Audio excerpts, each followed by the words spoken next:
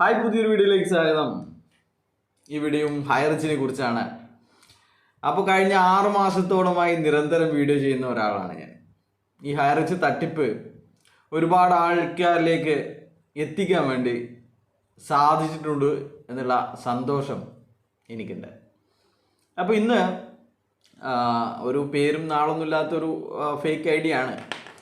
അപ്പോൾ അവൻ പറഞ്ഞിരിക്കുകയാണ്, ഇപ്പോൾ ഹൈറിച്ച് വീഡിയോ അല്ലാതെ മറ്റു വീഡിയോസും ഉണ്ടല്ലേ, എന്തേ നിന്റെ പിടുക്ക് വിറക്കുന്നുണ്ടോ ഇപ്പോൾ എന്നാണ് ചോദിക്കുന്നത്. എന്താ ചെയ്യണ്ടല്ലേ? ഇവനക്കറിയാം ഇത് കഥമായി, അല്ലെങ്കിൽ ഇതിനെക്കുറിച്ച് ഇപ്പോൾ ആർക്കും താല്പര്യമില്ല കേൾക്കാൻ. ഇത് മനസ്സിലാക്കേണ്ടവരൊക്കെ ഇത് തട്ടിപ്പാണെന്ന് മനസ്സിലായിരിക്കുന്നു. നമ്മുടെ പണം പോയി എന്ന് എല്ലാവർക്കും ബോധ്യമുണ്ട്. അപ്പോൾ ബാക്കി പണം കിട്ടേണ്ട വഴികളൊക്കെ അവർ അന്വേഷിക്കുന്നുമുണ്ട്, മറ്റുള്ളവർ, ബോധ്യമില്ലാത്തവരെ. അപ്പോൾ അതുകൊണ്ടാണ് മെല്ലെ മെല്ലെ 1-2 വീഡിയോകൾ ചെയ്യുന്നു. അല്ലെങ്കിൽ നമ്മുടെ പണ്ടത്തെ പോലത്തെ വിഷയങ്ങളില്ല എന്നുവെച്ചാൽ ഇഡിയുടെ കേസ് അന്വേഷിച്ചു എന്ന് പറഞ്ഞാൽ പിന്നെ നമ്മൾ വേറെ എന്താണ് അന്വേഷിക്കേണ്ടത് അല്ലേ? അപ്പോൾ ഒരു കള്ളനെ പിടിച്ചു, പോലീസ് ഏൽപ്പിച്ചു, പിന്നെയും നമ്മൾ ആ കള്ളനെ കുറിച്ച് പറയേണ്ട ആവശ്യമില്ല. ബാക്കി കാര്യങ്ങൾ പോലീസ് നോക്കിക്കോളും. അതുപോലെ തന്നെ ഇഡി നോക്കിക്കോളും, കേരള പോലീസ് നോക്കിക്കോളും എന്നുള്ള കാര്യങ്ങളാണ് നമുക്കുള്ളത്. അതുകൊണ്ട് മാത്രമാണ് ഇതുപോലെയുള്ള തട്ടിപ്പുകൾ നമ്മൾ നിരന്തരം വീഡിയോ ഇടുന്ന ആളാണ്. അപ്പോൾ മറ്റ് വിഷയങ്ങൾ നമ്മൾ പണ്ട് ചെയ്യുന്ന വിഷയങ്ങൾ തന്നെയാണ്, അല്ലെങ്കിൽ പുതിയ വിഷയങ്ങളാണ്. ഒരു വിഷയം കൊണ്ട് മാത്രം നമുക്കൊന്നും ഈ ഒരു കാര്യങ്ങൾ മുന്നോട്ട് കൊണ്ടുപോകാൻ കഴിയില്ല അല്ലേ? എല്ലാവർക്കും കാര്യങ്ങൾ മനസ്സിലാക്കി കഴിഞ്ഞാൽ അവർ അത് വിടും.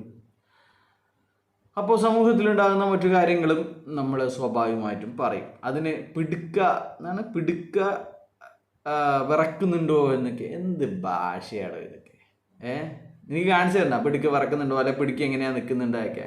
എടോ, നിൻ്റെയൊക്കെ ലീഡർമാർ എത്ര ആൾ ഭീഷണിപ്പെടുത്തിയിട്ടുണ്ടായിരുന്നു, എന്നിട്ടൊന്നും നിർത്താത്തത്. ഇപ്പോൾ ഈ കമ്പനി പൊളിഞ്ഞ് അല്ലെങ്കിൽ നാമാവശേഷമായപ്പോൾ നിർത്തേണ്ട ആവശ്യം എന്താണ്? അപ്പോൾ നിൻ്റെ ഒരു സമാധാനത്തിന് വേണ്ടിയിട്ട് ഇന്ന് 3 വീഡിയോ ആണ് ഇടുന്നത്. അപ്പോൾ അതിൽ ആദ്യത്തെ വീഡിയോ എന്ന് പറയുന്നത് ഇവരുടെ ഒരു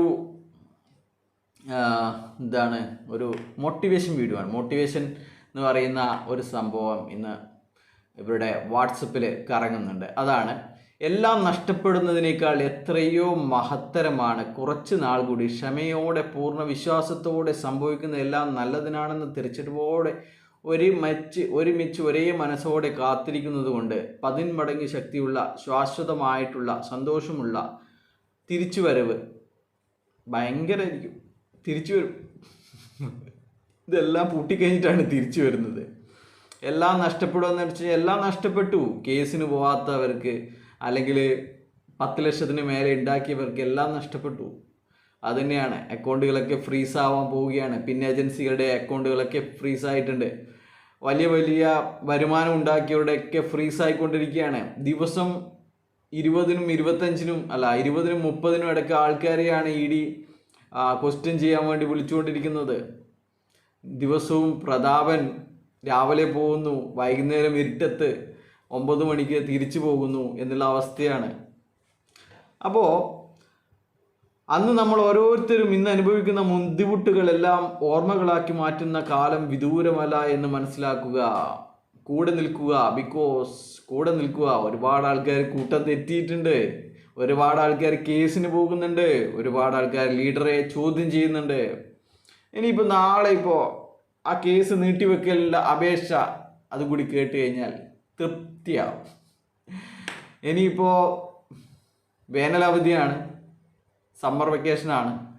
അത് കഴിഞ്ഞ് ജൂൺ മാസത്തിൽ മാത്രമേ ഇനി കോടതി ഉണ്ടാവുള്ളൂ എന്നൊക്കെയാണ് പറയുന്നത്. അതുകൊണ്ട് വലിയ രീതിയിലുള്ള നീട്ടിവെക്കലാണെങ്കിൽ ആൾക്കാർ ഇവരെ തന്നെ പുറത്തിറങ്ങാൻ പറ്റാത്ത വിധത്തിൽ ഇവരെ കൈകാര്യം ചെയ്യുമെന്നാണ് പറയാനുള്ളത്.